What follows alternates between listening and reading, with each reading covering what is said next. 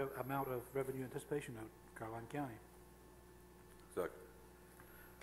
Motion made, properly second, to authorize the issuance of the 5.5 million principal amount of revenue anticipation note. All those in favor say aye. Aye. Aye. Opposed, same. All right, motion carries. Next item, 9A, and that is the item about the convenience site option. And I think we left it at, looking at a day during the week. Mr. Akins, did y'all have a particular day, like a middle of the weekday, or? Well, yeah, that's what I was thinking in terms of, but I'm sure John or Mr. Bolshak and his group can determine what day is the slowest for most of the convenience sites in the county. And I would think that would be the day that we would look at, whether it's a Tuesday. I'm not sure whether it's a Tuesday or Wednesday or just what, but yes, I would assume it's one of those. It would be one of those 2 days, right. Tuesday or Wednesday. And some of the local jurisdictions who have gone to a similar plan, I believe they're doing Wednesdays. So. Right. I know New Kent County has gone this way. There's one locality I know of that's doing that, but I know there are others as well. But I do believe that that's going to be better. And with all due respect to John and his group, I believe that's what he recommended in the very beginning, that we do that, and we thought that it would create too much of a problem, but it appears that by not doing that may create more of a problem than. Before we do that, Mr. Borshak, I want to ask you a question, because on the county website, there's a picture of the Ladysmith Convenience Center with trash piled I guess a lot would be an understatement, but did the rest of the sites look like that? The same thing occurred, maybe not quite to that extent, at several of the other sites. Ladysmith was not the only one. Corbin had some, and there were other sites where there was trash piled up. That, of course, was the most dramatic one, so it wound up on the website, but it was not an isolated instance. All right, and to follow up, did we give sufficient, or did we provide sufficient advertising about the change? I mean, was it posted on the convenience center sites? Was it, did we instruct our people to tell everybody that? We approached it in a number of ways. First of all, we did advertise in the paper, I believe, 3 weeks running prior to, and we had some changes made on the website. The Progress and the Freelance Star, or just the Progress? I believe only the Progress, I think. Okay. We also had new signs made up that were posted, and we had flyers that we left with the operators to pass out to people as they were coming, so that they would see. Who do they pass them out to? Who do they pass them out to? Each other? Because I was over. I go about twice a week. And you didn't get one? And I never received one. Yeah, and when I was told by county administrator that they were handing them out, I asked several people, well, did you not get a flyer? And they wanted to know what flyer. I would say if you check the dumpsters, you'd find most of the flyers in the dumpsters, to be honest with you. Yeah. I know we printed up probably 1,000 or more. I don't think, I think you just add it to your trash collection, to tell you the truth. But I mean, you've got the best source there, and I know it's hot as can be. I'm not asking those people to stand out in the hot sun all day, but if they periodically come out, when they see a car and say, hey, next week we're going to have the site closed on Wednesday, that may help. Because if he's the same guy that's doing it, I rarely do it, so I had no idea other than being here. But you've got to tell folks in as many ways as possible. Because we do have really good, honorable citizens, and I'm thinking this is just a mistake because they didn't know. So we need to make sure they know. There's a small percentage wherever you go. But what you see there is truly, it's much different from what we had been seeing prior to changing the hours. But you've got to understand that the Ladysmith site, and I go back repeating this, is the fact the Ladysmith site generated, 45% of the total tonnage for the entire county. So, 3 or 4 bags in Corbin. Did you see the picture? Mm-hmm. I did. But 3 or 4 bags in Corbin, Corbin is probably a dozen or 20 bags at Ladysmith. So. Yeah. Oh, this is, yeah. True One dozen. guy called me, and he had gone by that morning on the way to work, and the site was closed. He left his bag there. So happened a state trooper came by at the time and made him pick his bag of trash up and put it back in his vehicle. Well, he called me. And asked you to take it to. Oh, no, he said a lot of other things besides asked me to get his bag of trash. But he did, he was kind enough to call me a couple of days later and apologize. It is a problem, and I did not realize, to be honest with you, when I was in discussion and voting on it, that it would be that much of an issue. But it is an issue. I think you wanted it. Well, we did collaborate. I think we all realize the impact. Mr. Chairman, I would make a motion, if that's required, that we ask staff to close sites on a day that they determine is going to be the slowest day, 1 day a week, and let's see how that works, and we'll go from there. We just have to do a better job of telling folks, and maybe some big sign at the gates or a banner, I don't know, but, you know, the folks that come regularly, and if we could just get their attention somehow.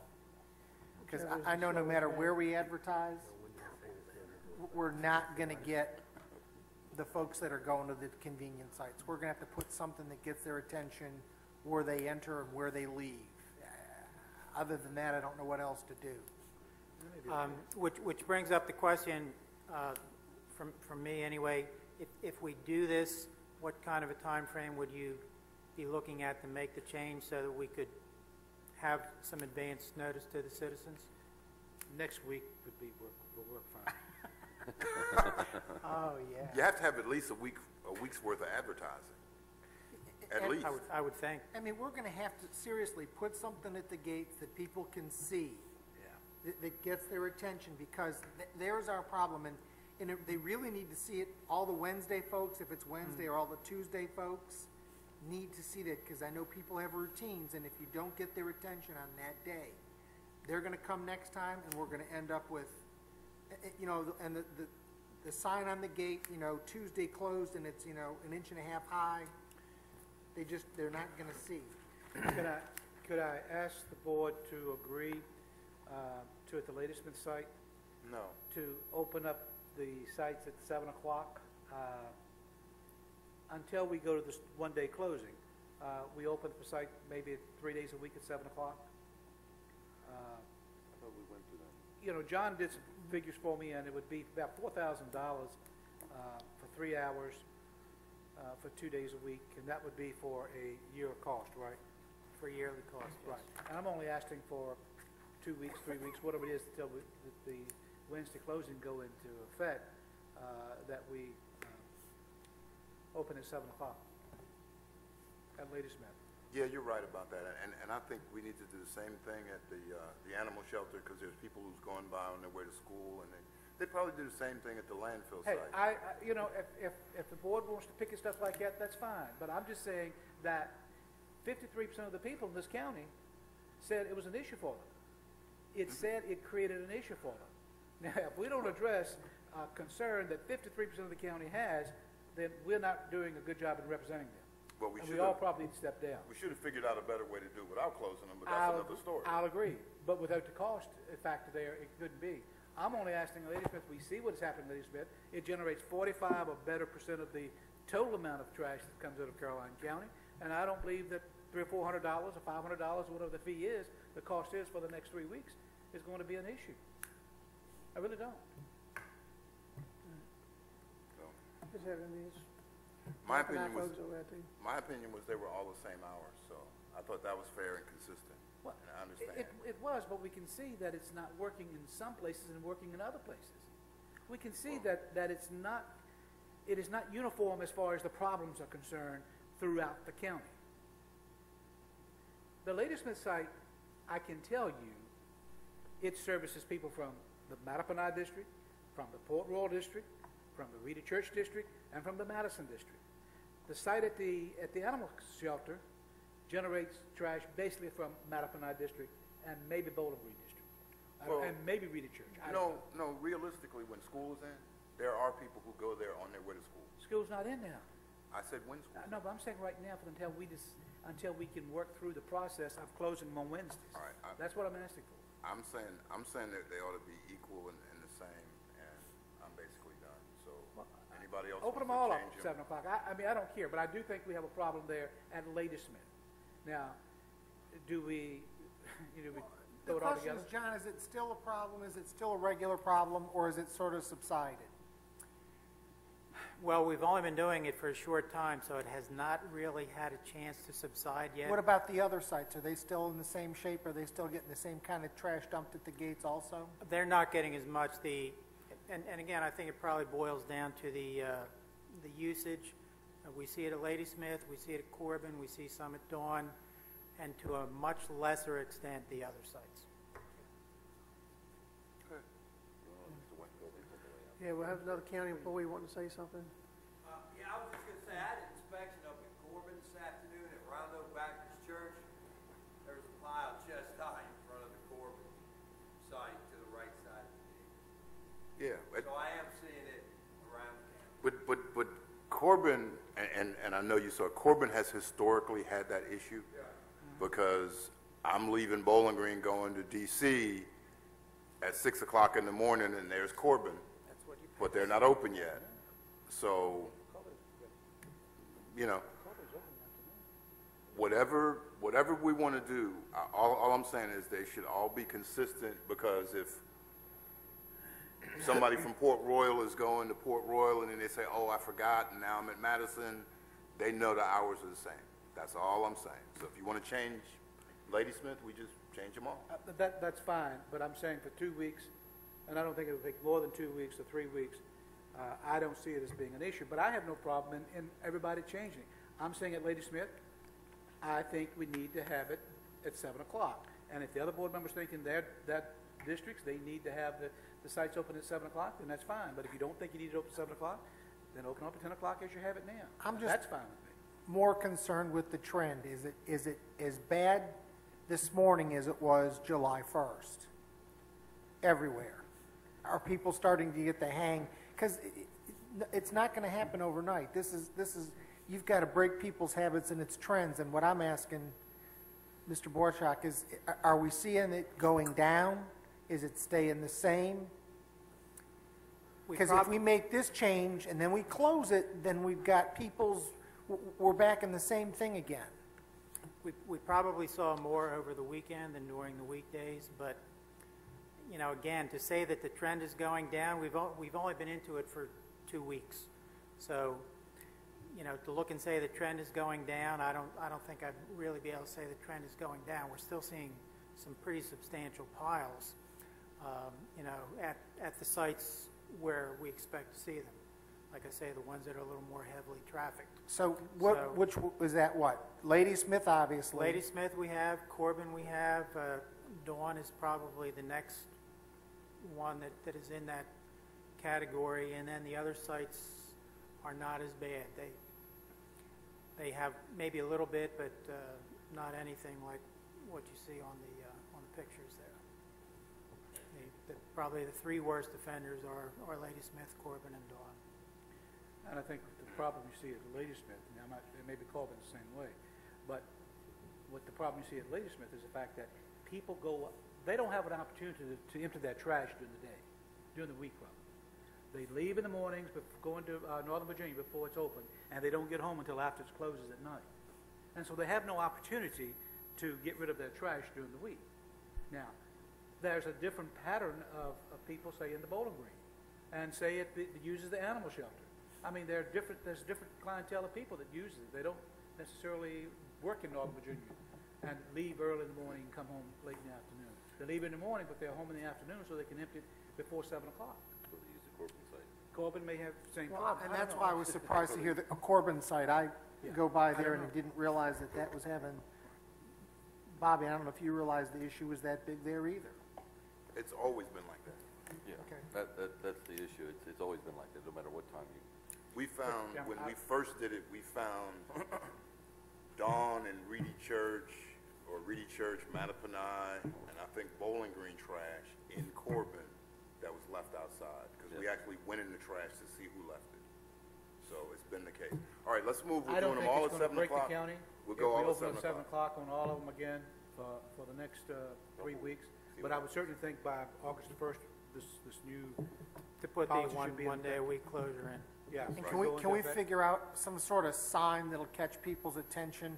And I don't mean something expensive, even if we have to be creative about how we make them, but we have to get something to get people's attention so that they know, because otherwise, if we're closed Wednesday, Thursday, you're gonna need front end loaders at every one of those sites to move the trash. I mean, I'm not doubting that at all. Change is tough. Yeah, we can look at what might be available even in some of those kind of clapper-type signboards where you can put a big temporary sign up. Right. And it's only temporary. And one thing we can do, and I believe the homeowner association would work with you, especially in, say, Lake Caroline and Lake Landor, they have a big board, community board, as you go into their development as well as you come out. Ask them, can you put something up now saying August 1st, think we ought, that's a good idea. we will be closed every Wednesday or every Tuesday, whatever the Kids up and just have a stand out there. They It's have a like car newsletter. wash. Yes, in fact, I've used the Yes, Lake you have. Caroline Yes. newsletter, and we can Put it in the certainly look at that. newsletter. And I think if we, and the Lake Landor has a newsletter as well. Ladysmith Village people, to be honest with you, you know, most of those people, like Mr. Curb service. They have service, they have pickup service. And so that is not a major issue. But Lake Caroline, Lake Landor is not the case. All right, let's move off this, and Thank you. I think you got some So ladies pretty and good gentlemen, we'll be open at direction 7 on. o'clock, right? All of them. Okay. Okay? Mr. Boychuk, thank you for your patience. We do Thank you. appreciate that. All right, next item that we have, the county administrator's report. Mr. Chairman, two aspects to my report, in addition to the calendar items and the other things that are mentioned. First of all, the capital projects update, that's just a standard report that we give you monthly, and as you can see, most of those projects are starting to get down to almost zero. If there's any questions, we have staff here that can answer that as well as myself. Secondly, if you recall back in October, the board established goals for the staff, and we've managed to keep track of the progress of those goals. And I told you after June the 30th we would give you an update on where staff is with what you have laid out for us to do between now. Again, it was to end December of this year. We've made significant progress in many of the areas. There are still some areas that we feel that we can get accomplished between now and December. And then I would remind you there are some areas there that were asked by the board for us to consider that do not have any funding tied to them. So they're probably going to end the year not started because we didn't have any money to move in that direction. So if there's questions of that report, happy to answer them now or later. They were individual goals from the board, as you know, and I would ask each of the board members to look at your respective proposals and see how staff is doing. And the rest of the report, Mr. Chairman, you have in your packet, and calendar items and other things. All right. Thank you. Thank you, Mr. Ashcraft. And after that, we'll be going into closed meeting, but I guess we can go ahead and go into closing board comments. Mr. Popowitz, I have none, Mr. Chairman. Mr. Akers, No, sir, I do not, thank you. Mr. Seeley, No, sir. Mr. Vice Chairman. None, Mr. Chairman, thank you. And I do want to reiterate, I talked with Mr. Popowitz about the possibility through the George Washington Regional Commission and PRTC that we need to make sure we look and stay on top of the environmental funding process through federal government, make sure we stay on top of that issue. Pretty vital for us, so make sure we want to do that. All right, with that being said, Mr. Chairman, in advance of the board going into closed session, I would ask your indulgence for just a few minutes. If I could address the board and the members of the public that are here regarding a matter that has come up here in the last few weeks, and I would like to clarify my position on it and in somewhat clarify the county's. Back in mid-June, there was a Freedom of Information request filed to my office asking for a list of contributors to the program of summer employment that was to offset some of the costs that we would hire an employee or maybe multiple employees, because, as you know, we had to eliminate that program because of funding. The FOIA request asked for the full list of contributions, and my office, in accepting that request, considered all the contributions that had been received by the county and subsequently kept for that purpose. There was one contribution of $2,500 that was submitted to the county. It came from a representative of a business that we are currently in litigation of. In receiving that contribution, I had decided when I answered the FOIA request from the Caroline Progress that that contribution was not kept by the county, and thus it was not submitted to the list of contributors in which the Progress received their list. As you know, the majority of this board, through individual discussions, no formal vote, but through individual discussions, had asked that that check by me be returned to that contributor because, as I said earlier, we are in litigation. It seemed like the right thing to do, and in any case when we are involved in litigation, we should not accept any contributions because it could lend itself to an appearance that is not of an aspect in which we want to conduct our business. As the days followed, there was another FOIA request that came into the county from the attorney representing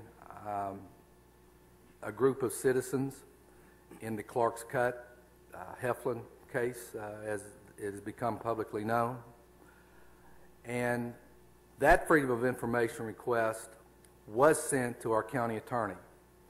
The reason the first one was not, because I felt and made the call as county administrator that this information was readily accessible, and I had my staff take the information and retrieve it and give it to the Caroline Progress as we thought was in our best judgment. Coming from an attorney, we sought counsel with the county attorney, as we always do when we receive those kind of Freedom of Information requests. And one of the items that the attorney had asked for was indeed the contribution made by the business, the same business that had given the contribution for the summer employment program. Now, I had 2 or 3 different discussions with the county attorney because I felt that because we did not keep the check, it was not county property. Thus, it was not a FOIAble item. County attorney, in her wisdom, disagreed. She understands the law much better than I, and thus the attorney from the representing the citizens was given a copy of the check that was received for the summer employment program. So thus what we had is that we had one FOIA request with one set of information, and then we had the other set, or the other FOIA request absent one contribution. I then went away on vacation for a few days with my daughter, and I was going to call the Caroline Progress when I returned to let them know that there indeed was a void in their request, and I intended to share that with them. Before I had a chance to do that, I talked to the editor of the Progress this morning, and she had questioned as to why she had received different information when she submitted her FOIA request. The only thing I can say, gentlemen, is that sometimes I make calls based on the information that I feel like is in the best interest of the county. Not knowing that receiving a check or receiving any kind of information to the county makes it county property, I felt like when the board had made the decision not to accept the check, then it was no longer county property and no longer really of record with the county. The county attorney has advised me otherwise, and in the future I certainly will know better. But I want to make it clear right now to the Progress, to the citizens, and certainly to the Board of Supervisors, that there was no, under any circumstance, the opportunity to withhold information to the public and to the press for any reason. It was an honest mistake. It was one that I regret, and I would hope that any reporting of this would take into consideration that the check was returned in good faith by the board. The contribution would have no interference with any board action that would come before them in the future, and that the contributions that have been given to the summer employment program will be collected and added so that we can begin immediately to hire one young person to have at least a few days left to enjoy this summer experience. Thank you, Mr. Chairman. I appreciate that opportunity. All right, Mr. Ashcraft, we appreciate that explanation, and certainly to make us lessons learned. Yes, sir. And that's what's most important out of any unfortunate situation. So, all right. That said, we do need to go into closed meeting. Mr. Vice Chairman. Mr. Chairman, I would move that this board convene in closed session pursuant to the consultation with legal counsel exemption section 2.23711A7 of the Code of Virginia to discuss legal advice on a specific matter related to accounting requirements needing legal consultation, and the public contract exemption of section 2.23711A29, where discussion in open session would adversely affect the bargaining position or negotiating strategy of the county regarding unsolicited PPA proposal, and the personnel exemption of section 2.23711A1 of the Code of Virginia to discuss potential employment requirements for specific fire personnel and proposed arrangements for county attorney services, and the consultation with legal counsel and briefings by staff exemption 2.23711A7 of the Code of Virginia pertaining to actual litigation where such consultation open meeting would adversely affect the litigation posture of the board. Second. Okay, motion made by Vice Chairman, I get the second by hard Mr. part. Akers. All those in favor, say aye. Aye. Aye, opposed, same. All right, we'll now go into closed meeting. And I guess we do need a motion to come out of closed meeting. Second. Motion made, proper second, come out of closed meeting. All those in favor, say aye. Aye. All opposed, same. Motion carried. Board members want to certify that all that we discussed were items that we went under for. Mr. Popovich, do you certify? Also certified. Mr. Akers, do you certify? Also certify. Mr. Seeley, do you certify? Mr. Chairman, I so certify. Mr. Vice Chairman, do you I so certify? certify. And I so certify as well. Mr. Akers, you have a resolution? I'd like to make a motion that we approve resolution authorizing establishment of centralized system of accounting for the county and the school board. Second. Motion made and properly second. All those in favor say aye. Aye. Opposed, same. Motion carries. All right. I make a motion we adjourn. Second. All right. All those in favor say aye. Aye. All right. Already went. We are adjourned.